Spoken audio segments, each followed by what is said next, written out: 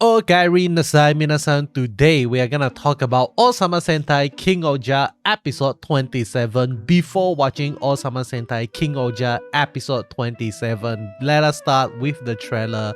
Let's go. Black hole. Okay. Okay. They want to rule the universe now that they have ruled Terra. It sounds very similar to a story that all of us already watch and love, and that is Gurren Lagann. Okay, but with that being said, I just want to talk about something first. Okay, so and that is the fact that there is a weapon that Kamejim actually used in the previous episode, like which is the finale of part 1 of the story.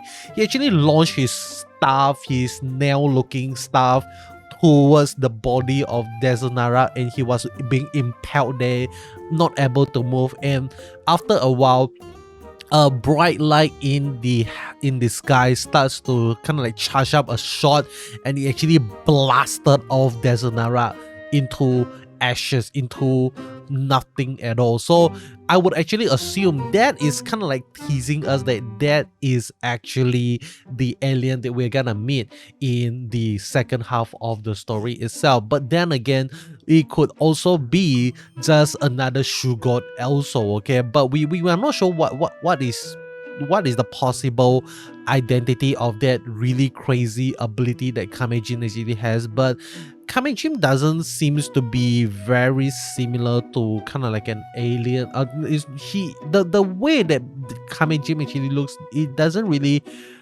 felt like he is actually a Bugnarak itself. Okay, and I don't know if I talk about this or not, but like most of the design of the Bugnarak, you can actually kind of like link them back to a certain type of insect, a certain type of creature that you can find on the real world and all those stuff. But Kamejin doesn't seems like he looks like any sort of living creature that we know of in the world itself, and that is why, like, right now with the introduction of alien, we might be actually seeing that, hey, Kamejin might not actually be a, how do I say, might not actually be a Bugnarak after all, but instead he might actually be an alien that was sent to this world to create chaos, something like that. Maybe that is the reason. I'm not sure, but let us go through the trailer scene by scene to kind of like figure out what we can actually learn from the trailer itself. So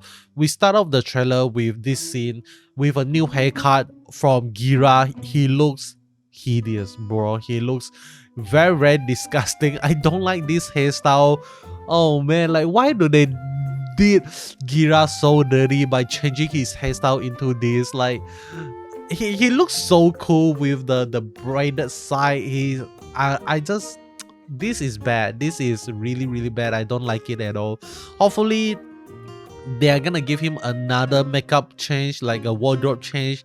This hairstyle doesn't suit him at all. But then again, maybe the reason why they actually go with this hairstyle is to fix up the CG problem that they have with his character itself. Because like when you have character hair that is like very weird looking and all those stuff, it's gonna be quite hard for you to actually cut out the shape of their head using rotoscoping and all those stuff. So maybe this is kind of like something that they need to do to kind of like fix the problem in part 1. But let me move on to the next thing. Next, we get to see our giant black hole, and this is kind of like, this could actually be where the alien actually came from. They came from the black hole, and the reason why we actually know this is because if you actually saw the leak image of the, later we're gonna see the kind of like the king of the galactic empire, something like that. We are gonna see that he actually have the logo of a black hole on his body. So we're gonna talk about that when we actually get to see that, okay? But this is what I actually assume, that the black hole, instead of, you know, like our understanding is usually things got sucked into the black hole, but maybe this time the black hole is kind of like a portal that send their spacecraft out, something like that, okay? But really crazy thing. And next we get to see this, I think the introduction of a few bosses of villain that we are gonna meet for the rest of the series. I think there are 6 of them, or maybe 5 of them. Next, we get to see Gerojim and Jeremy is actually beaten on the ground. And we actually get to see something really interesting in the background as well. And that is the throne of Jeremy. Okay, we finally get to see a throne of Jeremy. He's sitting comfortably on that blue looking chair. So really amazing thing. But next, we get to see chaos. People are going crazy, running around. And we actually get to see that he introduced himself as the Galactic Insect King, the king of the Galactic Insects. So what? Why the Galactic Insect? I don't know, but it's really fun. And his name is Durajin. Dujardin. Okay, let's go with Dujardin, King Dujardin. Okay. Next, we get to see, like as usual, people are running around. And next, we get to see this scene, which is not actually possible, but this is obviously just him thinking of kind of like the black holes sucking up Earth. Maybe we are not sure. The king of the universe threatens Terra, something like that. So really crazy stuff. And next we get to see, the king of the universe, and that is Durajin. I don't know how to pronounce his name properly, but as I mentioned before, like we actually get to see that he actually has kind of like a, let me just close the subtitle. You can actually see that he has kind of like this thing at his belly here. This is a symbol of a black hole, so that actually makes me think that maybe he actually uses the black hole to kind of like teleport all over the world, or maybe he is able to do whatever things that he wants through the black hole. We are still not sure, okay, but we actually get to see that he inside his head there's a little bit of little creature. Maybe that is the actual insect that is actually controlling this entire body, like rather than like the whole body itself is actually the real body. Maybe the real body is just the little thing that's inside the head itself. Okay, so that is what I would actually assume. So because if that is not the case, why would they actually design it in that manner?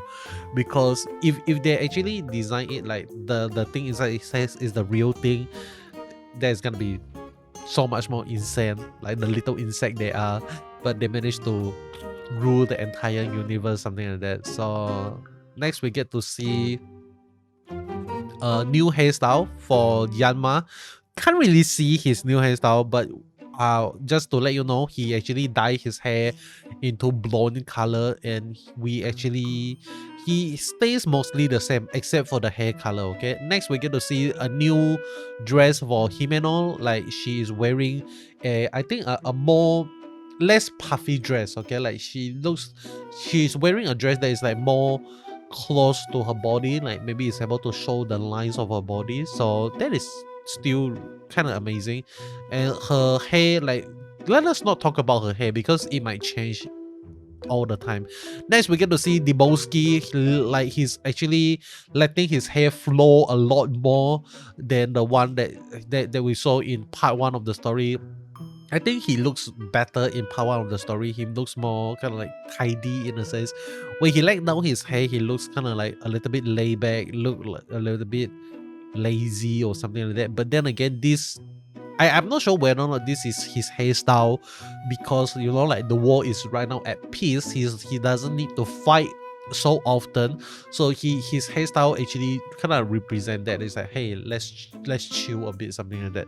So but every single character in the story is gonna have a wardrobe change, a hairstyle change, something like that. So this is how Debowski is gonna look moving forward. And next we get to see Rita. Okay, so when we saw Rita, like at first I thought that, hey, nothing seems to be different with Rita, but if you pay close attention, her hair is now short. She is rocking a short hair right now.